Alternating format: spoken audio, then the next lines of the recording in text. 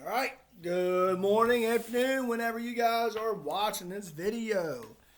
So yesterday we started reading, or we I asked you guys some questions, some pre-reading activity questions to bridge to Terabithia. Some of you may have started, some of you may have not. But today we are going to get this started. This is a pretty quick read for us. There's only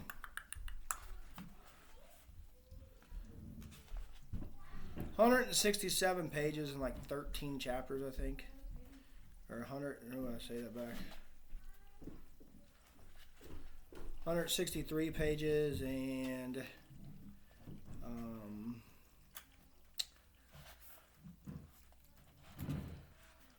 13 chapters. So, with that, think about your pre-reading activities and questions I asked you today.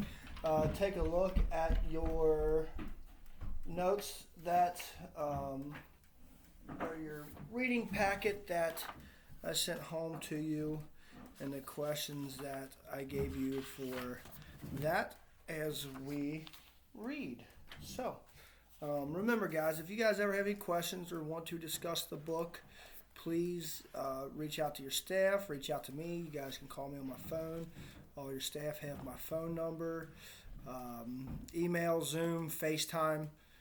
I'm available. I'm really missing the fact that we can't sit here and discuss the book as it goes on. But, you know, it is what it is. So hopefully you guys will enjoy this book. So let's get started.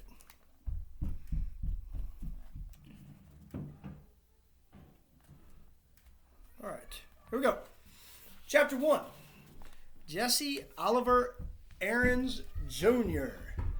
Baroom, baroom, baroom, barippity, barippity, barippity, barippity. Good. His dad had the pickup going. He could get up now. Jess slid out of his bed and into his overalls. He didn't worry about a shirt because once he began running, he would be as hot as popping grease, even if the morning air was chill. Or shoes, because the bottoms of his feet were now as tough as worn-out sneakers. Where are you going, Jess? Maybelle lifted herself sleepily from the double bed where she and Joyce Ann slept. Shh, he warned. The walls were thin. Mama would be mad as flies in a fruit jar if they woke her up this time of day. He patted Maybelle's hair and yanked the twisted sheet up to her small chin. Just over the cow field, he whispered. Maybelle smiled and snuggled down under the sheet. Gonna run? Maybe. Of course he was going to run. He had gotten up early every day all summer to run. He figured if he worked at it, and Lord had he worked, he could be the fastest runner in the 5th grade when school opened up. He had to be the fastest, not one of the fastest or next to the fastest, but the fastest, the very best. He tiptoed out of the house. The place was so rattly that it screeched whenever you put your foot down. But Jess had found if you tiptoed, it gave only a low moan, and he could usually get outdoors without waking Mama or Ellie or Brenda or Joyce Ann. Maybelle was another matter. She was going on 7, and she worshipped him, which was okay sometimes when you were the only boy smashed between 4 sisters. Hint. And the older 2 had despised you ever since you stopped letting them dress you up and wheel you around in their rusty old doll carriage. And the littlest one cried if you looked at her cross-eyed. It was nice to have somebody who worshipped you, even if it got unhandy sometimes. He began to trot across the field. His breath was coming out in little puffs. Cold for August, but it was early yet. By noontime, when his mom would have him out working, it would be hot enough. Miss Bessie stared at him sleepily as he climbed across the scrap heap, over the fence, and into the cow field. "Oh," she said, looking for all the world like another Maybelle with her big brown droopy eyes. "Hey, Miss Bessie," Jess said soothingly, "just go back to sleep." Miss Bessie strolled over to the greenest patch. Most of the field was brown and dry, and yanked up a mouthful. "That's a girl. Just eat your breakfast. Don't pay me no mind." He always started at the northwest corner of the field, crouched over like the runners he had seen on Wide World of Sports. "Bang!" he said, and took off, flying around the cow field. Miss Bessie strolled toward the center, still following him and with droopy eyes, chewing slowly. She didn't look very smart, even for a cow, but she was plenty bright enough to get out of Jesse's way.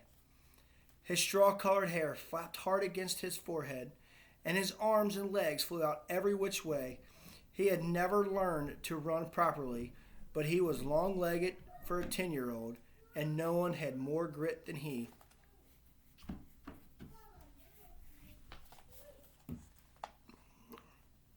Lark Creek Elementary was short on everything, especially athletic equipment. So all the balls went to the upper grades at recess time after lunch. Even if a fifth grader started out the period with a ball, it was sure to be in the hands of a sixth or seventh grader before the hour was half over. The older boys always took to the dry center of the upper field for their ball games, while the girls claimed the small top section for hopscotch and jump rope and hanging around talking. So the lower grade boys had started this running thing. They would all line up on the far side of the lower field where it was either muddy or deep crusty ruts. Earl Watson, who was no good at running but had a big mouth, would yell, "Bang!" and they'd race to a line they towed across at the other end. One time last year, Jess had won. Not just the first heat, but the whole shebang. Only once, but it had put into his mouth a taste for winning. Ever since he'd been in the first grade, he'd been that crazy little kid that draws all the time. But one day, April the 22nd, a drizzly Monday, it had been. He ran ahead of them all, and the red mud slooching up through the holes in the bottom of his sneakers. For the rest of that day and until after lunch on the next, he had been the fastest kid in the 3rd, 4th, and 5th grades. He only a 4th grader. On Tuesday, Wayne Pettis had won again as usual, but this year Wayne Pettis would be in the 6th grade. He'd play football until Christmas and baseball until June with the rest of the big guys. Anybody had a chance to be the fastest runner, and by Miss Bessie, this year it was going to be Jesse Oliver Aarons Jr. Jess pumped his arms harder and bent his head for the distant fence. He could hear the 3rd grade boys screaming him on. They would follow him around like country music star, and Maybelle would pop her buttons. Her brother was the fastest, the best. That ought to give the rest of the 1st grade something to chew their cuds on. Even his dad would be proud. Jess rounded the corner. He couldn't keep going quite so fast, but he continued running for a while. It would build him up, Maybelle would tell Daddy, so it wouldn't look as though he, Jess, was a bragger. Maybe Dad would be proud if he'd forget all about how tired he was from the long drive back and forth to Washington and the digging and hauling all day. He would get right down on the floor and wrestle. The way they used to. Old Dad would be surprised at how strong he'd gotten in the last couple of years. His body was begging him to quit, but Jess pushed it on.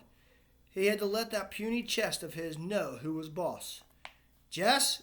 It was Maybelle yelling from the other side of the scrap heap. Mama says you ought to come in and eat now. Leave the milking till later. Oh, crud. He'd run too long. Now everyone would know he'd been out and start in on him. Yeah, okay. He turned, still running, and headed for the scrap heap. Without breaking his rhythm, he climbed over the fence, scrambled across the scrap heap, thumped Maybelle on the head, ow, and trotted on to the house. Well, look a big old Olympic star, said Ellie, banging 2 cups on the table so that the strong black coffee sloshed out, sweating like a knock-kneed mule. Jess pushed his damp hair out of his face and plunked down on the wooden bench. He dumped 2 spoonfuls of sugar into his cup and slurped to keep his hot coffee from scalding his mouth. Ooh, Mama, he stinks. Brenda pinched her nose with her pinky crook delicately. Make him wash. Get over here to the sink and wash yourself, his mother said without raising her eyes from the stove. And step on it. These grits are scorching the bottom of the pot already. Mama, not again, Brenda whined. Lord, he was tired. There wasn't a muscle in his body that didn't ache. You heard what Mama said, Ellie at his back.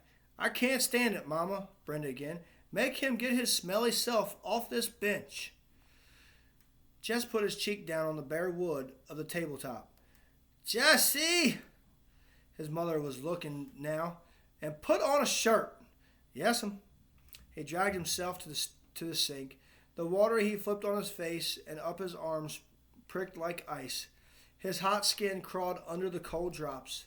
Maybelle was standing in the kitchen door watching him. Give me a shirt, Maybelle. She looked as if her mouth was set to say no, but instead she said, You shouldn't ought to beat me in the head, and went off obediently to fetch his T-shirt. Good old Maybelle. Joyce Ann would have been screaming yet from that little tap. 4-year-olds were a pure pain.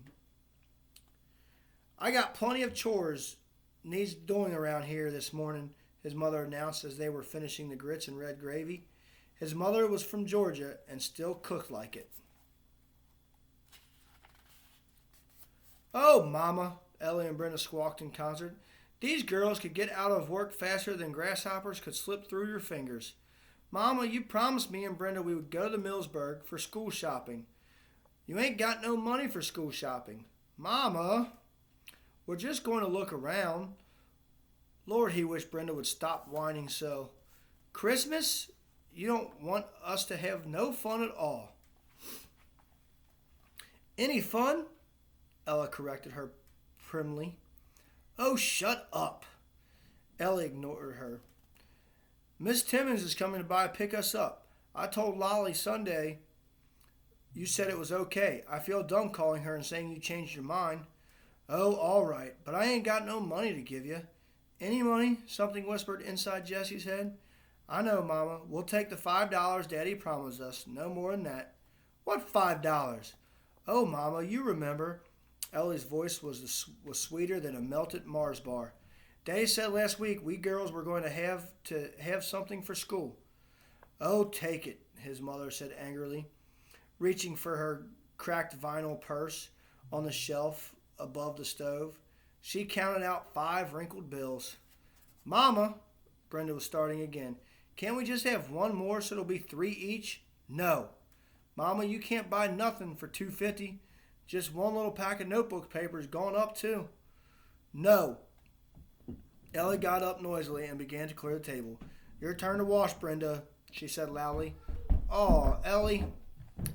Ellie jabbed her with a spoon. Jessie saw that look. Brenda shut up her wine halfway out of her rose-lustered lipstick mouth. She wasn't as smart as Ellie, but even she knew not to push Mama too far. Which left Jess to do the work as usual.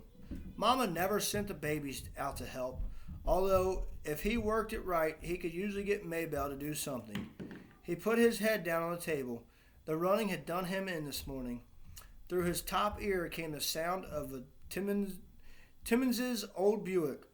Once oil, his dad would say, and the happy buzz of voices outside the screen door as Ellie and Brenda squashing in among the 7 Timmonses.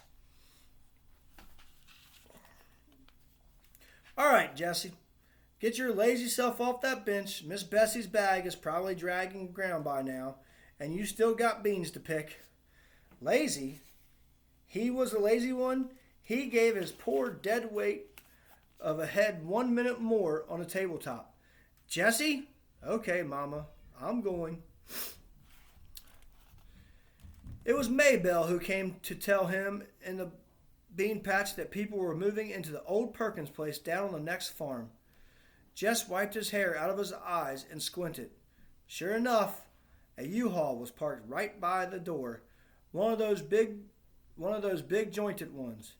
These people had a lot of junk, but they wouldn't last. The Perkins place was one of those ratty old country houses you moved into because you had no decent place to go and moved out of as quickly as you could. He thought later how peculiar it was that here was probably the biggest thing in his life, and he had shrugged it off as nothing. The flies were buzzing around his sweating face and shoulders. He dropped the beans into the bucket and swatted them with both hands. Give me my shirt, Maybelle. The flies were more important than any U-Haul. Maybelle jogged to the end of the row and picked up his T-shirt from where he had been discarded earlier. She walked back holding it with 2 fingers way out in front of her. Ew, it stinks, she said, just as Brenda would have. Shut up, he said, and grabbed the shirt away from her. All right, so, nose itches. So, that was chapter 1. We met Jesse.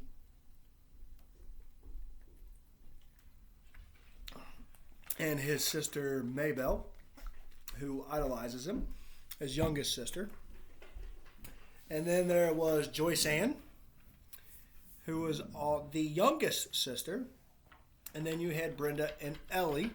And then, of course, Mom, Dad, and Miss Bess, right? The cow.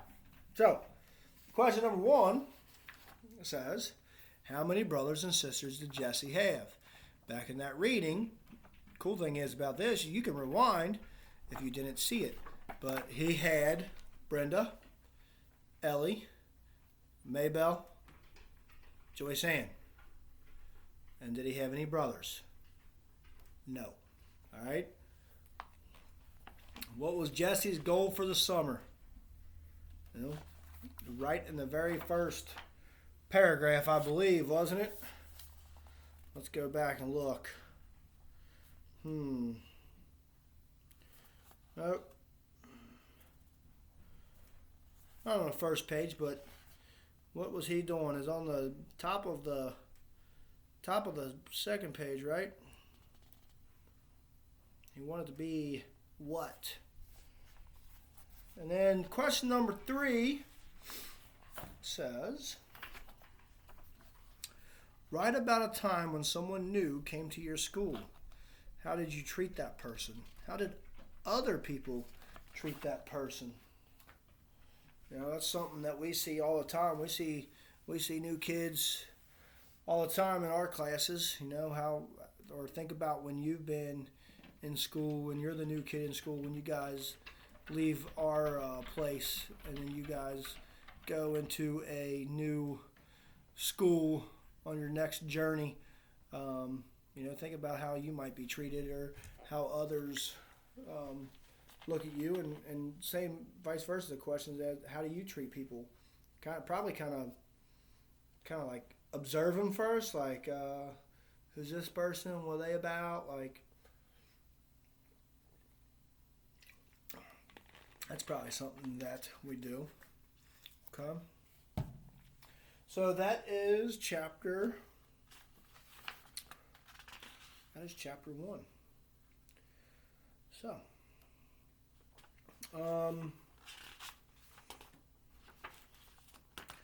I think I'm going to stop there for today.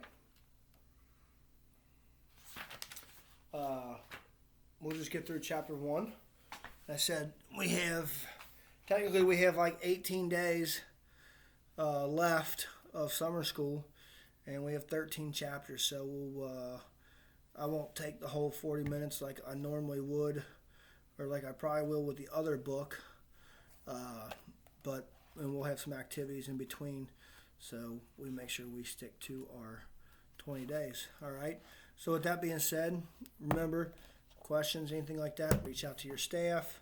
They can contact me. We can get together and Zoom, FaceTime, meet, talk, whatever you guys want to do during this time. So with that being said, I will talk to you guys later.